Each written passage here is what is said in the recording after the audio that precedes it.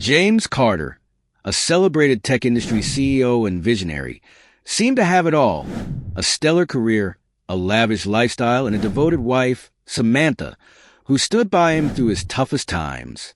But his unchecked ambition and ego led to reckless decisions, culminating in a painful divorce that left lasting wounds. Unbeknownst to James, Samantha was pregnant with their child, forcing her to rebuild her life alone. The restaurant was bathed in warm golden light, with the gentle hum of a piano filling the air. The refined ambience mirrored James' seemingly perfect life, controlled, polished, and full of appearances. He raised a glass with Claire, her radiant smile and infectious laughter celebrating a new $1 million deal that promised another year of success for his company. Yet, beneath his confident exterior, James felt an inexplicable void. Something about the evening unsettled him, but he brushed it aside, as he often did with his emotions. As Claire chatted excitedly about an upcoming trip to Paris, James glanced away. His gaze froze when he spotted Samantha behind the counter. Her hair was tied in a simple bun, her uniform worn, and her apron barely concealing the unmistakable curve of her pregnancy. His heart raced, not from surprise but from the weight of the revelation. Samantha, his ex-wife, was pregnant. The shock hit him like a tidal wave. He tried to look away but couldn't. Despite the exhaustion etched on her face and the dark circles under her eyes, there was a newfound strength in her demeanor, a resilience he didn't recognize. She moved with purpose, clearing tables and carrying trays, oblivious to his stare. Claire noticed James' distraction and frowned. "James, is everything okay?" she asked, her hand gently touching his. "Yes. I just thought I saw someone I know," he replied, his voice tight. Claire followed his gaze to the counter. "Who is she?" "No one," James said quickly, but his mind was a whirlwind of questions. Who was the father?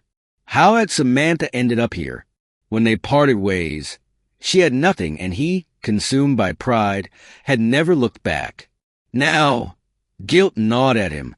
When Samantha finally noticed James, their eyes locked for a brief, electric moment.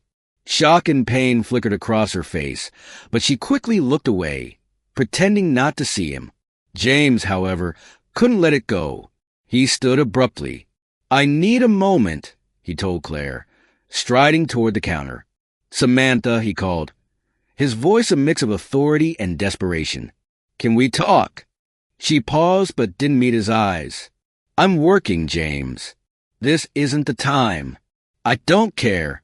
This can't wait," he insisted, his gaze dropping to her belly. "Are you pregnant?" Samantha finally looked at him, her eyes blazing. "That's none of your business. You lost the right to ask about my life." Before James could respond, a customer called out to Samantha, breaking the tension. She seized the opportunity to walk away, leaving James with a storm of unanswered questions. He returned to the table, where Claire was visibly annoyed. "Are you going to tell me what's going on, or do I have to guess?" she asked, arms crossed. "It's nothing." James lied, though he knew the truth was anything but. That night, sleep eluded him. The image of Samantha, pregnant and struggling, haunted him. He couldn't shake the feeling that there was more to the story, something she was hiding. The weight of his past choices began to press down on him. The next morning, James sat in his sleek office at Carter Enterprises, staring blankly at the city skyline. Reports and contracts lay forgotten on his desk. His mind was consumed by one thought: Samantha. He needed answers. He called Liam, his closest friend and personal lawyer. Liam's voice was casual, as if he'd just returned from a tennis match. "James, you sound tense. What's wrong?" "I need your help," James began hesitantly. "It's about Samantha." There was a pause before Liam responded. "What about her? You haven't spoken in months." "I saw her last night. She's working at a restaurant, Liam, and she's pregnant." The words hung heavily in the air. "Pregnant? Are you serious?" Liam's surprise was palpable. "Yes. I need to know if the baby is mine.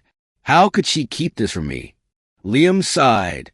James, you know this isn't something she could hide forever. Maybe she tried to tell you, but you weren't available. The truth of Liam's words stung. After the divorce, James had shut Samantha out completely, but the possibility of a child he didn't know about left him reeling. Can you look into it? Find out how she's doing, where she's living, if she has anyone in her life, James asked. Liam hesitated. Are you sure you want to open this door? It could bring up things you're not ready to face. I need to know, Liam. I can't ignore this, James insisted. Meanwhile, Samantha was trying to carry on with her life. Working at the restaurant wasn't what she'd envisioned, but it was her reality. Every day of her pregnancy was a quiet battle. The baby growing inside her was a reminder of what she'd lost and what she still had to protect. After her shift, Samantha sat on a bench outside, the cool night air relief after the heat of the kitchen. She gently touched her belly, a mix of love and worry in her eyes. James' appearance had stirred fears she tried to bury. Are you okay? Asked Amanda, a co-worker who had become her confidant. Just tired, Samantha replied, forcing a smile. You're thinking about him, aren't you? Amanda pressed gently. Who was that guy last night? Samantha sighed. It was James, my ex-husband. Amanda's eyes widened. The baby's father? Yes, but he doesn't know. And I'd rather keep it that way. Amanda frowned. Do you think he'll let this go? Men like him don't take being left in the dark lightly. I know, Samantha admitted, biting her lip. But I don't want him involved. He destroyed everything we had. When I needed him, he turned his back on me. Amanda placed a comforting hand on her shoulder. James' encounter with Samantha was no coincidence. It was the beginning of a journey that would unravel buried secrets, betrayals, and choices that could never be undone. Maybe he's changed, but you need to protect yourself and the baby above all else, Amanda said gently. The next day, James received a preliminary report from Liam. It was brief but unsettling. Samantha was living in a small apartment in a modest part of the city, juggling 2 jobs to make ends meet. There was no record of a new relationship, and no indication that anyone else could be the baby's father. James' emotions boiled over. Guilt, anger, and frustration collided. The thought of Samantha struggling alone while he lived in luxury was unbearable. He decided he needed to confront her again, this time more directly. That evening, James returned to the restaurant. Samantha was clearing a table when she noticed him approaching. Her eyes narrowed, and she shook her head, clearly annoyed by his persistence. James, what are you doing here? She asked, her tone weary. I need to talk to you, he said, urgency lacing his voice. This can't go on like this. I need to know the truth. Is the baby mine? Samantha paused, her gaze steady. The tension between them was thick. Finally, she spoke with a firmness that caught him off guard. Even if it is yours, James, you don't deserve to be part of his life. You left me when I needed you most. Why should I trust you now? James felt as if he'd been struck. I've made mistakes, I know, but that doesn't mean I don't have the right to know if I have a child. Samantha, you can't make this decision alone. She stepped closer. Pain etched across her face. I made this decision alone because you forced me to. You abandoned me, James. I couldn't count on you before, and I don't think I can count on you now. Their conversation was interrupted by Amanda, who came to collect Samantha for an errand. Before leaving, Samantha gave James one last look, a silent message that spoke volumes. In that moment, James realized the baby was indeed his, and winning her trust back would be far harder than he'd imagined. Later, Samantha sat on a bench in the restaurant's small courtyard. The cold night air bit at her skin, but she barely noticed. She ran a hand over her belly, feeling the baby's gentle movements. A mix of love and sorrow washed over her. Amanda joined her, carrying 2 cups of hot tea. Here, you need this, she said, handing one to Samantha. Thanks, Samantha replied with a weak smile. Amanda hesitated before speaking. Samantha, I know it's hard, but you need to tell me. What happened between you and James? Why are you so determined to keep him away?"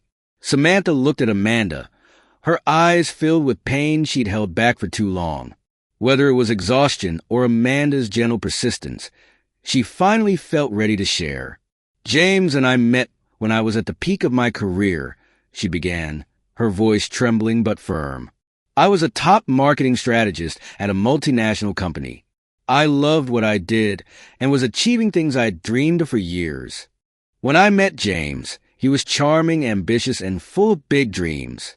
He said he wanted someone by his side to build a life with, and I believed him." She paused, her gaze distant. "After we got married, everything changed. James rose quickly in his company, becoming this powerful man surrounded by important people. I was happy for him, but gradually, my own life took a back seat. He asked me to leave my job to focus on our home, saying he'd take care of everything." Amanda frowned. "You left your career for him?" Samantha nodded. "Yes, I loved James, and at the time, it made sense. But as the years went by, he changed. Business trips became more frequent. Dinners turned into endless meetings, and nights with him became rare. When I tried to talk about going back to work, he dismissed it, saying I should focus on supporting him." She took a deep breath, bracing herself for what came next. And then the betrayal started. Amanda's eyes widened. "Betrayals? With other women?" "Yes," Samantha admitted, her voice steady but pained. "At first, it was just suspicions. He was cold and distant, always glued to his phone. But then I found messages, him planning trips and dates with other women while I stayed home alone. He said terrible things about me, calling me a leech, mocking my family, and laughing at me with them." Amanda's eyes filled with tears. "Samantha, how did you endure that?" "I didn't," Samantha said, her voice breaking. "One day, I confronted him. I told him I knew about the betrayals and demanded respect, but he just laughed. He said I had no idea how the world worked, that he was a breadwinner, and if I wasn't happy, the door was open. That's when I knew our marriage was over." Amanda squeezed Samantha's hand. "And you never asked him for financial help after the divorce?" Samantha shook her head. "I thought about it, but how could I? What he did destroyed me. I had no job, no savings, and I found out I was pregnant weeks after we divorced. My family supported me, but I didn't want to burden them. I had to find a way to support myself." She looked at Amanda, tears glistening in her eyes. "This job was all I could get after being out of the market for so long. I've humbled myself, but I've managed to secure a place for my baby and me. And now James shows up out of nowhere, pretending to care. He doesn't deserve to be part of this, Amanda. Not after everything he's done." Amanda hugged her tightly. "You're stronger than you think.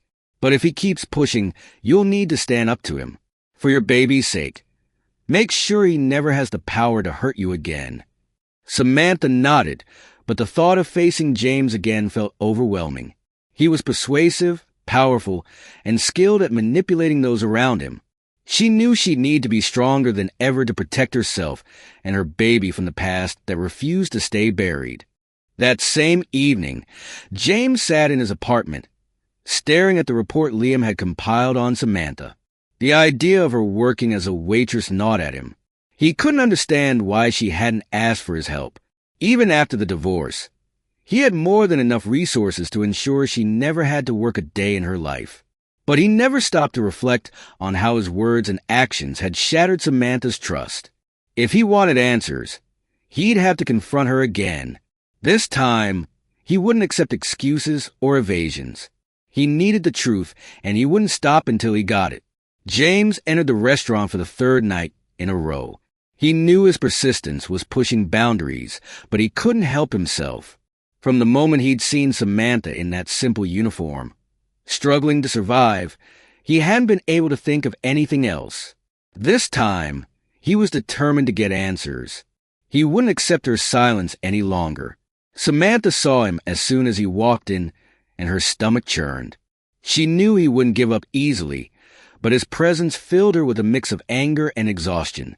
Samantha tried to avoid him, pretending not to notice his presence, but it was impossible to ignore James as he strode toward her. "Samantha," he said, his voice low but firm, "we need to talk." She stopped, gripping the tray in her hands so tightly her knuckles turned white. "James, I told you I can't do this. Not here, not now." "I'm not leaving without answers," he insisted, stepping closer. "You can't keep avoiding me. I deserve to know why you chose to go through this alone." Samantha took a deep breath, struggling to stay composed. "If you keep pushing, you'll cost me my job. This is all I have right now, James. Please, just leave before things get worse." "Lose your job." James frowned. "Samantha, you don't need that. I can take care of you. I can take care of the baby. Why didn't you ask for my help?" He reached out to touch her, but Samantha stepped back. "You don't understand," she said, her voice heavy with pain. "I didn't ask for your help because I don't trust you, James. You destroyed everything we had, everything I was. And now you think you can just show up and fix things with money? That's not how it works." James opened his mouth to respond, but Amanda appeared, sensing the tension. "Samantha, are you okay?" she asked, shooting a disapproving glance at James. "Yes," Samantha replied quickly, her eyes still locked on James. "I'll be right there." Amanda gently took Samantha's arm. "Come on, there's a table waiting," she said, clearly creating an excuse to pull Samantha away. James stood frozen, watching as Samantha walked off. His frustration was palpable, but he knew pushing her further would only make things worse. He left the restaurant, his mind racing, and stood outside, peering through the large glass window. Through the window, he saw Samantha moving from table to table, a forced smile on her face as she served customers. She looked exhausted but determined, a stark contrast to the woman he remembered, once vibrant and full of life. Samantha had been the kind of person who inspired those around her. Now, she was a shadow of her former self, and James couldn't help but feel responsible. Leaning against the building, arms crossed, James let his mind drift back to the beginning. He remembered the first time he'd seen her, a confident, articulate marketing strategist at a corporate event he'd sponsored. She'd captivated him instantly, and their whirlwind romance had felt like a dream. He recalled their wedding vows, her tearful promise to stand by him through thick and thin. "I believed in the man you are and the man you could become," she'd said. Now, he wondered how he'd let it all fall apart. As he watched Samantha wipe down a table and smile at a customer, regret washed over him. He'd underestimated her, treated her as disposable when she no longer fit into his life. But seeing her now, he realized how strong she truly was. She wasn't the finished woman he'd mocked in messages to his mistresses.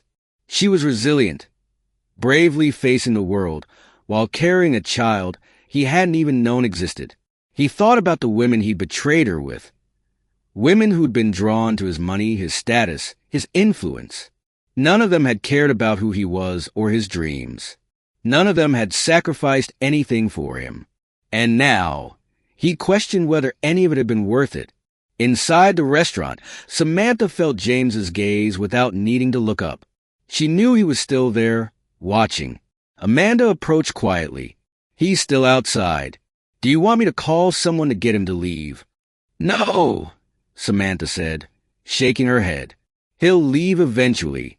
Amanda placed a hand on her shoulder. "Are you okay? He's really getting to you." "I'll be fine," Samantha replied, trying to convince herself more than Amanda. He's just struggling with the fact that he can't control everything.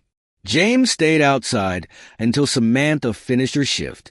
He watched her leave with Amanda, the two of them talking quietly. He considered approaching her again but stopped himself. For the first time, he realized Samantha might be right. Maybe he didn't deserve to be part of her life, or their child's life. As Samantha disappeared into the night, James stood still, the weight of his past actions pressing down on him. He knew he needed to change, but he wasn't sure if there was enough time to fix what he'd broken. Back at his mansion, James sat in his cold, silent office, a glass of whiskey in hand. The grandeur of the space felt hollow, mirroring his emotional state. The sound of a car pulling up snapped him out of his thoughts. Claire. She entered with purpose, her frustration and worry evident. James, can you explain what's going on? Why have you disappeared? Why aren't you answering me? James sighed, avoiding her gaze. I'm sorry, Claire. I've been distracted. Distracted? She shot back, crossing her arms. You disappear for days, ignore me completely, and that's all you have to say? What's really going on? James hesitated. I'm dealing with some personal things from the past.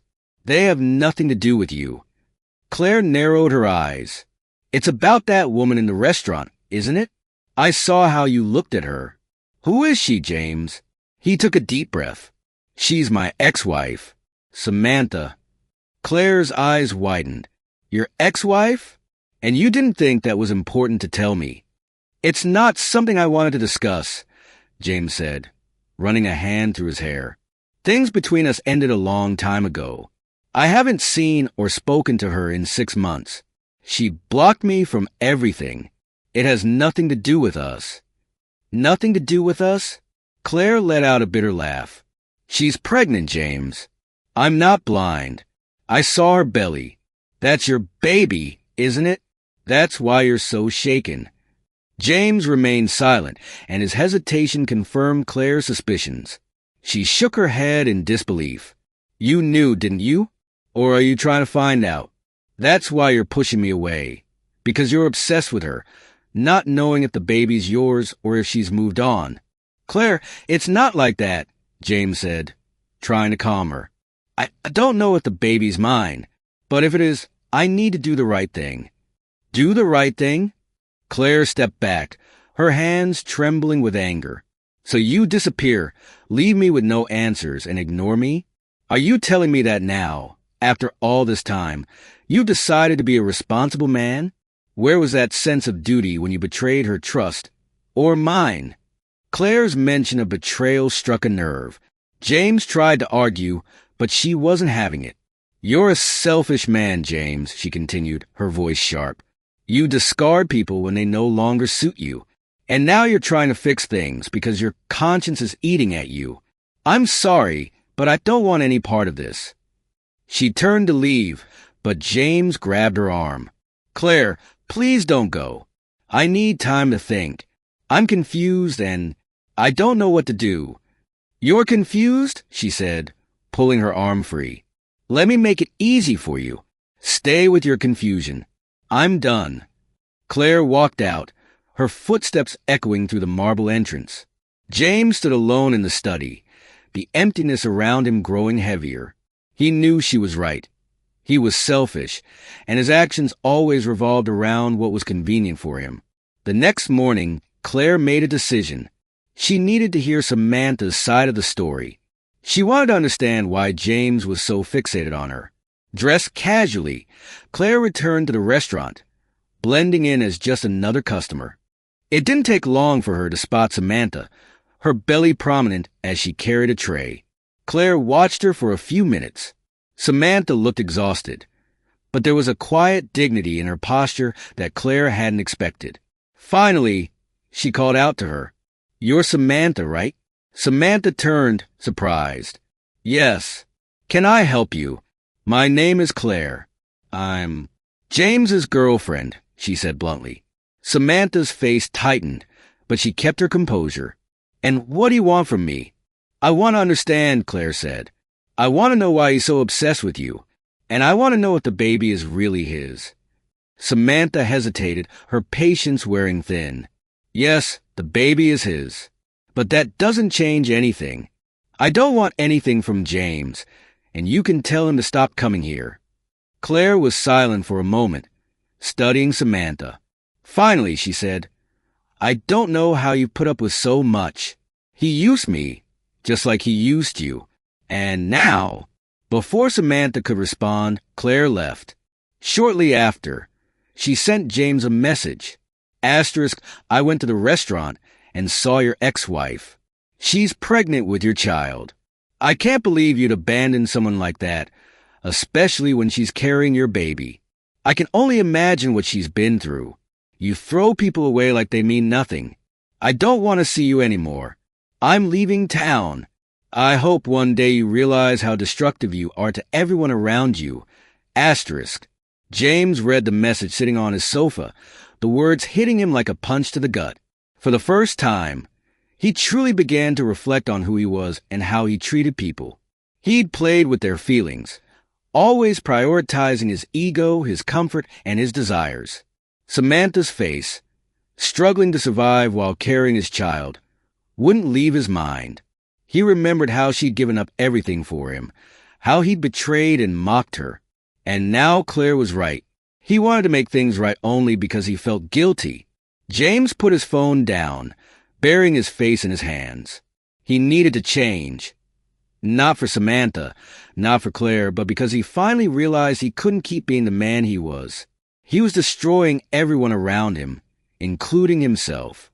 Late that night, James called Liam. He needed someone to talk to, someone who could offer practical advice and maybe help him find a way out of the chaos he'd created.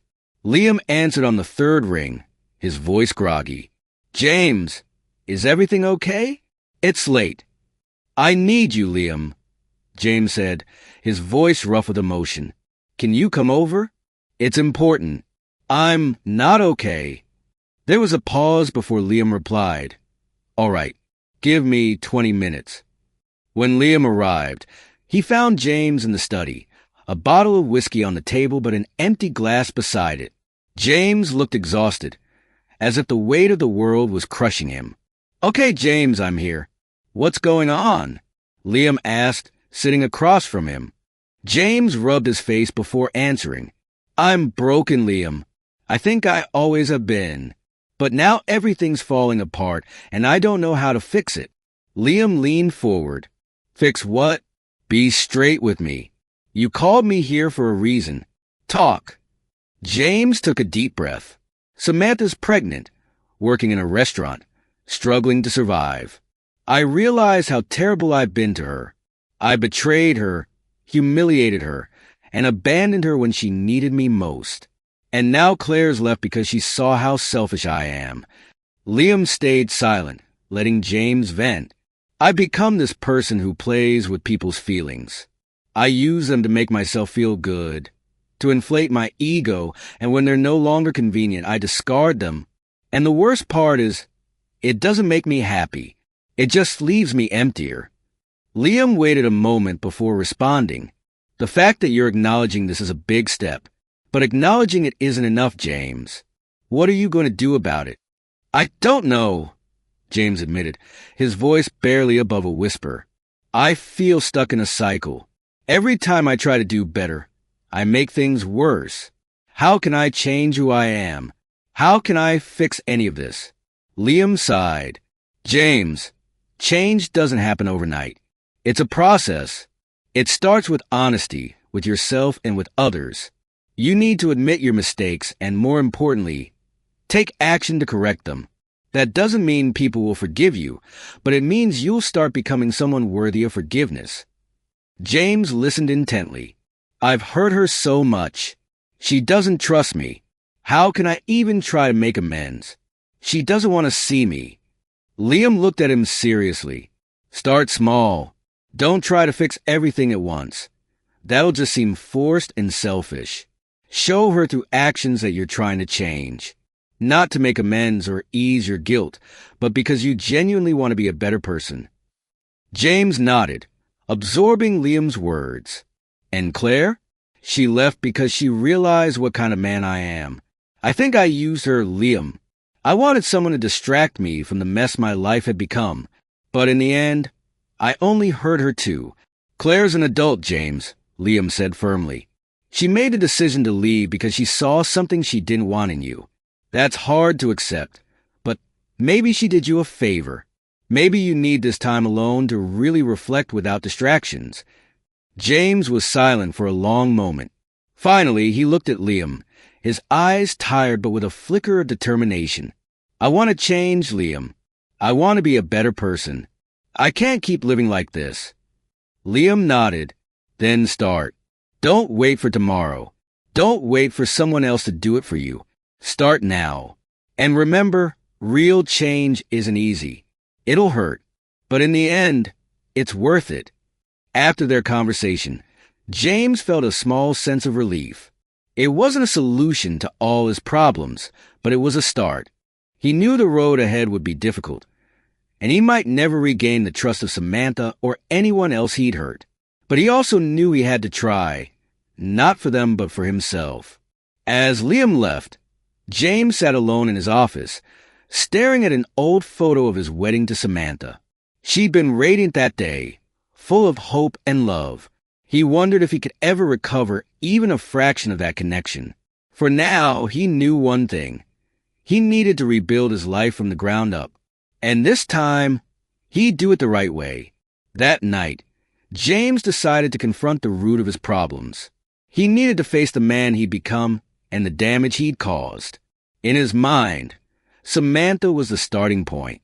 She represented not only his biggest mistake, but also his greatest chance for redemption. But before he could even think about reconnecting with her, he knew he had to confront his own flaws. The next morning, James woke up early, feeling a slight easing of the weight on his shoulders. He did something he'd never done before. He booked a therapy session. He knew real change required more than empty promises. It demanded a deep understanding of his destructive patterns.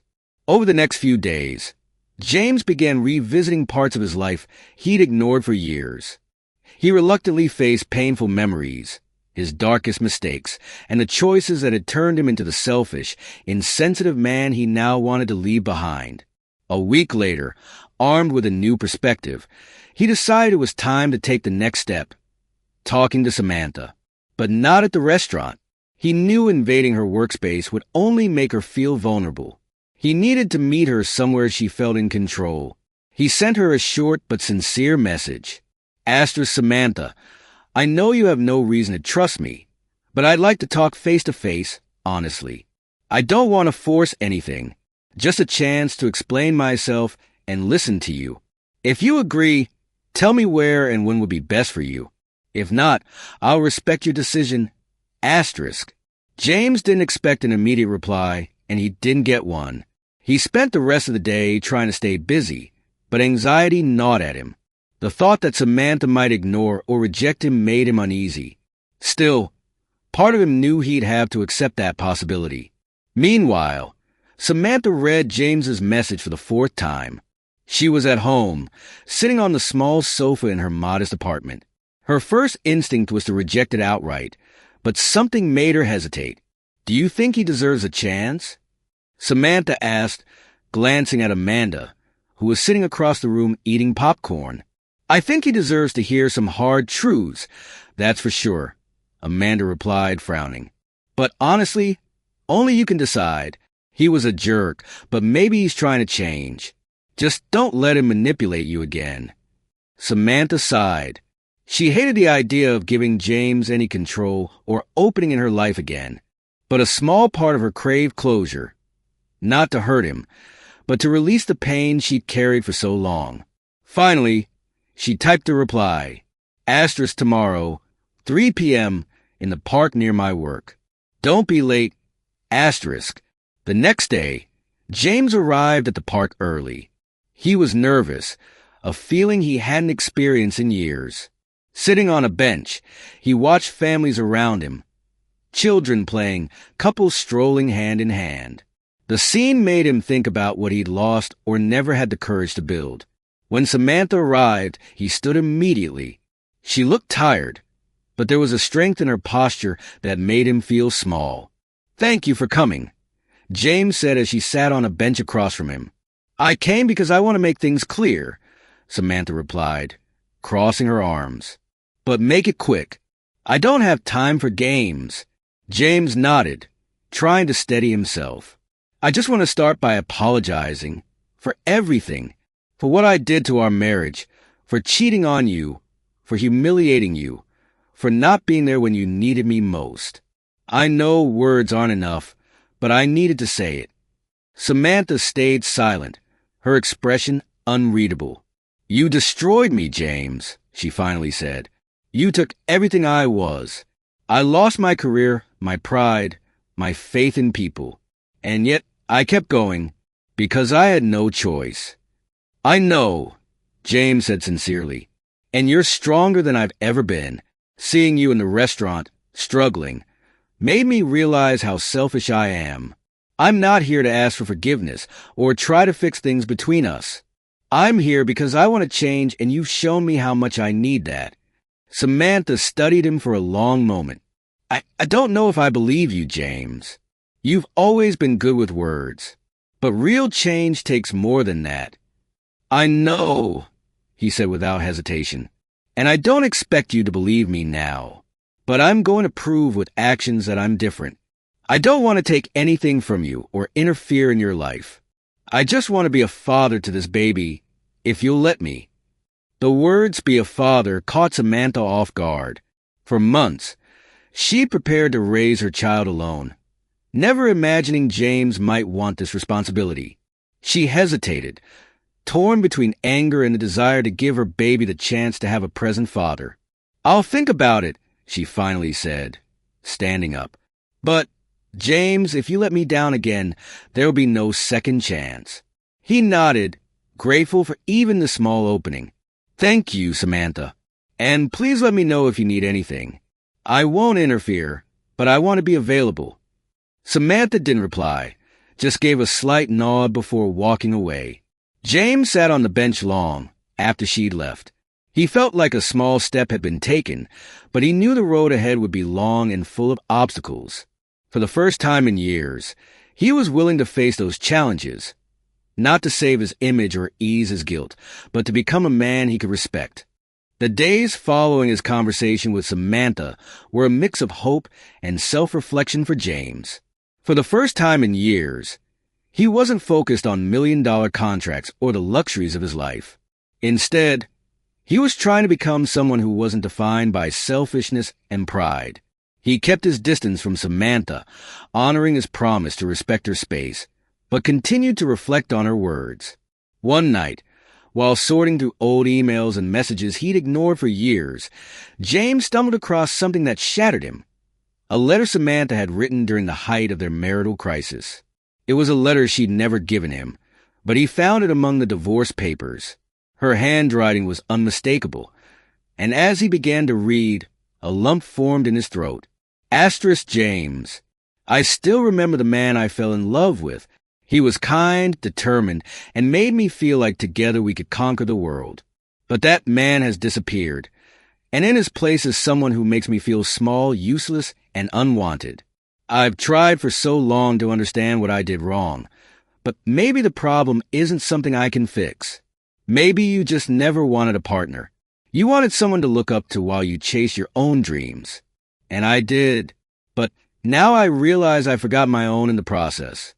I write this to say that I still believe in the man you could be, but I can no longer be who you want me to be. I deserve more than that.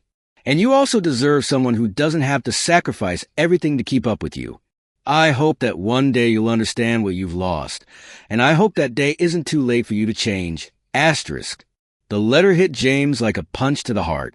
He realized Samantha had always seen more potential in him than he had in himself, and he'd thrown that away, assuming her love would be eternal and unconditional, no matter how he treated her. James's days became a journey of self-awareness and regret. He started taking small steps to help Samantha, always respecting the boundaries she'd set. He knew he couldn't force his way into her life, but he couldn't stay completely absent either. He began buying items for the baby, clothes, blankets, and essentials, instead of delivering them himself. He had them left on Samantha's doorstep with short, pressure-free notes. Asterisk for the baby. No strings attached. James asterisk. Each gesture was small, but it was a start. James knew he had a long way to go, but for the first time in years, he felt like he was moving in the right direction. "I hope this can help in some way. Take care, James." Samantha, though grateful, didn't reply to his messages or reach out to him. For her, accepting his help was practical, but opening the door to James again was something she still deeply feared. With 2 months left until the baby's arrival, James felt his anxiety growing. He didn't know what life with a child would be like, but he was determined to be there. He kept texting Samantha, always checking if she needed anything. Asterisk, how are you feeling today? If you need anything, please let me know. Do you have someone to help with the shopping? I want to make sure you're not overworking yourself. Asterisk. She read the messages but rarely replied. Still, James persisted, keeping his physical distance but staying attentive. He often went to the restaurant where Samantha worked, discreetly watching her from outside. He'd stand across the street, peering through the glass as she served customers. He saw her struggling, her movements slower, her exhaustion evident as her pregnancy advanced. Amanda, as always, noticed his presence. "He's out there again," she said to Samantha one evening. Samantha sighed, resting a hand on her belly as she leaned back in a chair. "I know," she replied, not looking up. "Are you going to talk to him?" Amanda asked. "No. He made his choices and I made mine," Samantha said. But a small part of her began to wonder if she was being fair. As Samantha neared the end of her pregnancy, the physical toll became too much. She decided to stop working at the restaurant, a difficult choice since she depended on the income, but her body couldn't handle it anymore. James found out through Amanda, who called him concerned. "She doesn't want you to know, but she's in a lot of pain. She needs help now, James. If you've really changed, show that you care." That same day, James offered to take Samantha to a doctor's appointment. Reluctantly, and with Amanda's encouragement, she agreed. The appointment was a turning point for James. Sitting beside Samantha, he heard the baby's heartbeat for the first time. It was fast, strong, and filled the room with an energy he'd never felt before. He stared at the ultrasound monitor, seeing the outline of his son, and tears streamed down his face. "That's him," James said, his voice choked with emotion, looking at Samantha. She nodded, also overcome, but said nothing. Seeing James so vulnerable shook her more than she was willing to admit. After the appointment, James drove her home. When they arrived, he hesitated before asking, "Can I see the baby's room?" Samantha thought for a moment, then nodded. "Of course. Come on." She led him to the small room she prepared with great effort and care. It was simple but cozy, with soft blue walls, a modest crib, and a rocking chair. James stepped inside and stopped, overwhelmed. Tears welled up again as he ran his hand over the crib and the rocking chair. "You did all this by yourself," he said, his voice breaking. "I'm sorry for everything. You're incredible, Samantha. I don't deserve any of this, but I want to be part of this baby's life. I want to be a real father." Samantha felt tears in her own eyes. They stood so close, and for the first time in years, she saw the James she'd fallen in love with. Before she could stop herself, she stepped forward and embraced him. He held her carefully, as if she were something fragile and precious. The next day, Samantha went into labor. James got the call from Amanda and rushed to the hospital, his heart racing with worry and excitement. When he arrived, he found Samantha in the midst of contractions, surrounded by nurses. He took her hand, offering what support he could. "I'm here," he said, looking into her eyes. After hours of labor, the baby's cries filled the room. James could hardly breathe as the doctor placed the baby, a boy, in Samantha's arms. She looked at him with tears streaming down her face, and James felt his heart break and heal at the same time. When Samantha passed the baby to him, James held him as if he were holding the world. "Hi, little one," he said, his voice trembling. "I'm your father." He looked at Samantha, still holding the baby. "Samantha, I'm so sorry for everything. You're the most incredible woman I've ever met, and I should never have hurt you. I love you. I always have. And I want to spend the rest of my life proving that to you." Samantha cried as she looked at James. She knew the road ahead wouldn't be easy, but in that moment, with the baby in her arms, she felt there might be hope. "I believe in second chances, James," she said softly. "But You're going to have to work for it. James nodded, tears streaming down his face. I will. I promise. And there, in that small hospital room, they began to rebuild something that had seemed lost for so long.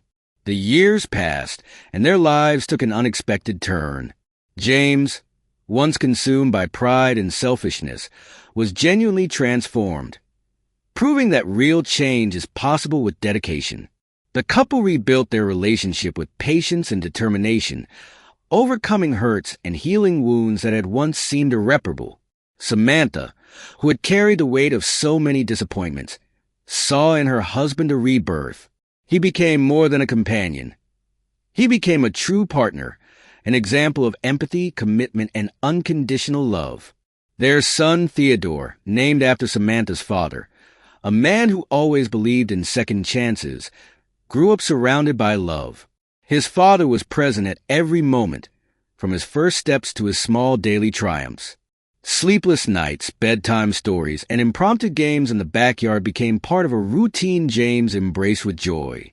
The couple renewed their vows in an intimate ceremony, surrounded by those closest to them. They celebrated not only their love, but the journey of overcoming that had brought them there. Theodore, his eyes shining with pride, held the rings as a symbol of their new beginning, built on mutual effort. Their home was filled with laughter and learning. The lessons of the past became the foundation for a stronger relationship, where respect and care guided every decision. Samantha knew she'd made the right choice by allowing room for change, while James never stopped showing that this second chance was the most valuable gift he'd ever received. Their happiness was quiet but powerful, built not on perfection but on love, redemption, and a deep understanding of what truly matters. Together, they wrote a new story, proving that even the deepest wounds can heal when there's effort, repentance, and a chance to start again. James and Samantha showed us that forgiveness can pave the way for an extraordinary future. If you enjoyed this moving drama and connected with their journey, don't forget to leave a like to support our channel. Subscribe so you don't miss more stories full of emotion and overcoming. And now, click on the video that appears on the screen to follow another unforgettable narrative that will leave you inspired. See you in the next video. He kept his distance from Emily, honoring his promise to respect her space, but continued to reflect on her words. One night, while going through old emails and messages he had ignored for years, Ethan stumbled across something that completely shattered him. A letter Emily had written during the height of their marital crisis. It was a letter she had never given him, but he found it among the divorce papers. Her handwriting was unmistakable, and he began to read with a lump in his throat. Asterisk Ethan. I still remember the man I fell in love with. He was kind, determined, and made me feel like together we could conquer the world. But that man has disappeared, and in his place is someone who makes me feel small, useless, and unwanted. I've tried for so long to understand what I did wrong, but maybe the problem isn't something I can fix. Maybe you just never wanted a partner. You wanted someone to admire you while you chase your own dreams. And I did, but now I realize I forgot my own in the process. I write this to say that I still believe in the man you could be, but I can no longer be who you want me to be. I deserve more than that. And you deserve someone who doesn't have to sacrifice everything to keep up with you. I hope that one day you'll understand what you've lost, and I hope that day isn't too late for you to change. Asterisk. Ethan felt the letter like a direct blow to his heart. He realized Emily had always seen more potential in him than he had in himself, and he had thrown that away, thinking her love would be eternal and unconditional, no matter how he treated her. Ethan's days continued to be a journey of self-discovery and regret. He started taking small steps to try to help Emily, always respecting the space she demanded. He knew he couldn't force his way into her life, but he couldn't be entirely absent either. Ethan began buying items for the baby, clothes, diapers, and essentials. Instead of delivering them himself, he had them sent to her doorstep with short, pressure-free notes. Asterisk, I hope this can help in some way. Take care, Ethan. Asterisk Emily, though grateful, didn't reply to his messages or make any overtures to him. For her, accepting help was practical, but opening the door to Ethan again was something she still deeply feared. With 2 months to go until the baby was born, Ethan felt his anxiety growing.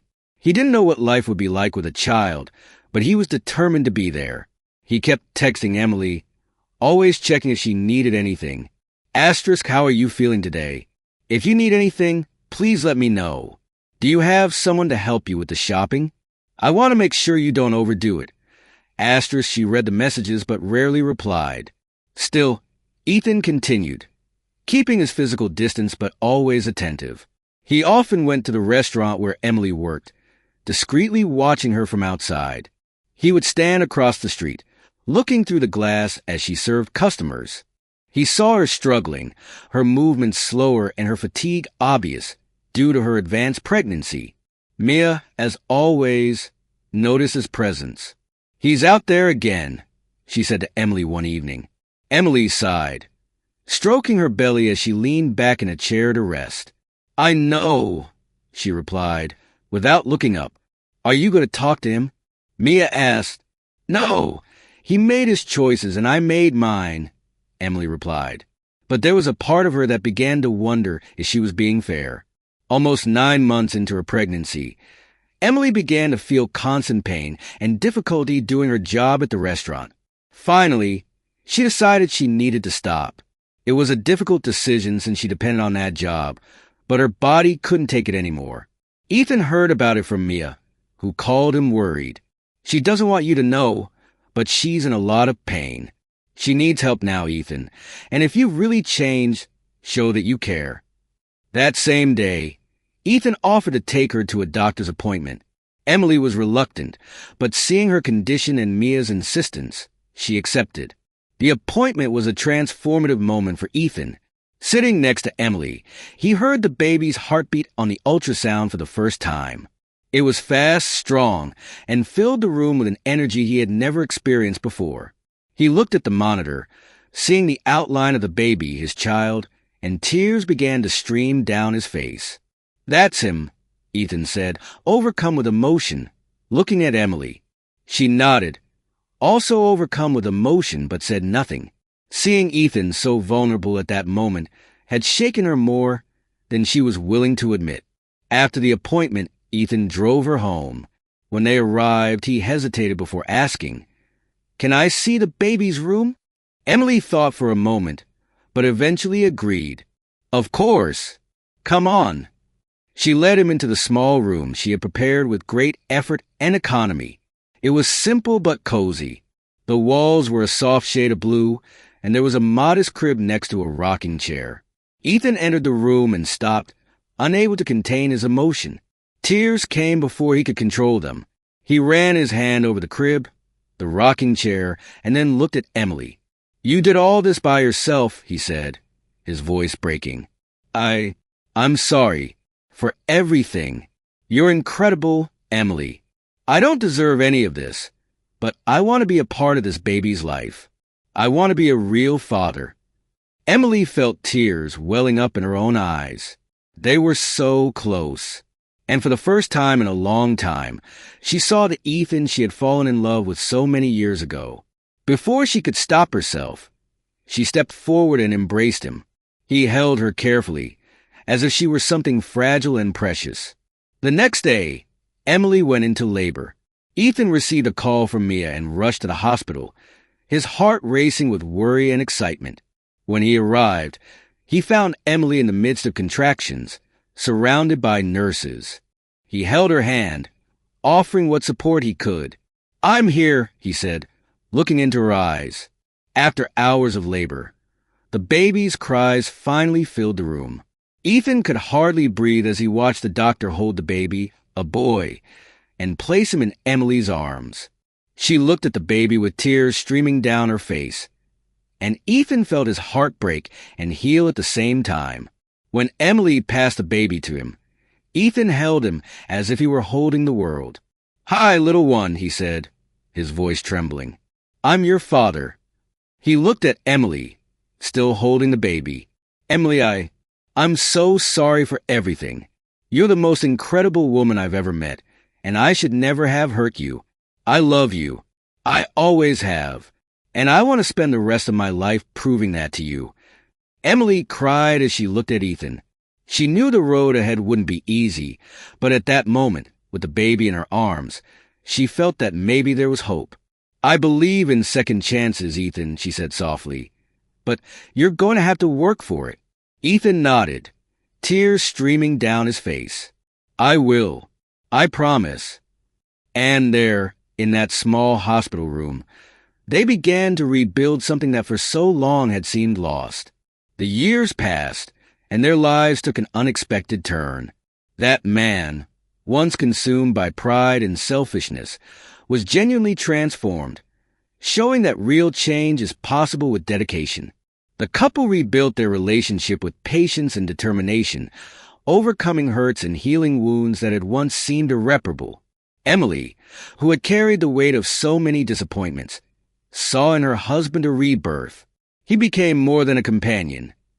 He became a partner in every sense, an example of empathy, commitment, and unconditional love. Little by little, she allowed the walls around her heart to come down, rediscovering the man who had once made her believe in shared dreams. Their son, Theodore, named after Emily's father, who always believed in second chances, grew up surrounded by love. His father was present at every moment, from his first steps to his small daily triumphs. Sleepless nights, bedtime stories, and impromptu games in the backyard became part of a routine that Ethan embraced with joy. The couple renewed their vows in an intimate ceremony, surrounded only by those closest to them, celebrating not only their love, but the journey of overcoming that had brought them there. Theodore, his eyes shining with pride, held the rings as a symbol of a new beginning, built with mutual effort. The home they had created was full of laughter and learning. The lessons of the past became the foundation for a more solid relationship, where respect and care guided every decision. Emily knew she had made the right choice by making room for change, while Ethan never failed to show day after day that this second chance was the most valuable gift he had ever received. Their happiness was quiet but powerful, built not on perfection but on love, redemption, and a deep understanding of what truly matters. Together, they wrote a new story, proving that even the deepest wounds can heal when there is effort, repentance, and a new chance to start again.